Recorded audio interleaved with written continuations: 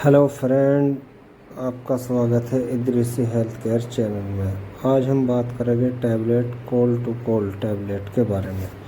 यह एक combination tablet है जो नज़ला, जुखाम, बुखार तथा आँखों से पानी, छींकाना तथा अन्य प्रकार के हाथों पैरों में, शरीर में दर्द, जकड़न आदि प्रकार की बीमारियों में काम आती है। यह खांसी में भी आराम करती है, गाढ़ा बलगम को पतला करने में मदद करती है, जिससे खांसी को दूर करना आसान हो जाता है।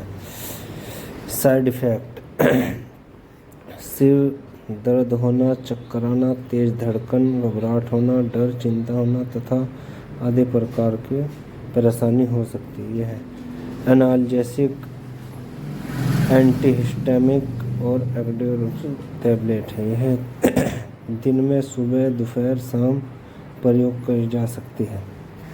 इसका कॉम्बिनेशन है cetirizine hydrochloride 10 mg, phenylephrine hydrochloride 10 mg, paracetamol 500 mg। Manufacturing 2 June 2023, expire November 2025। Price की बात करें तो 50-55 रुपये की टैबलेट है।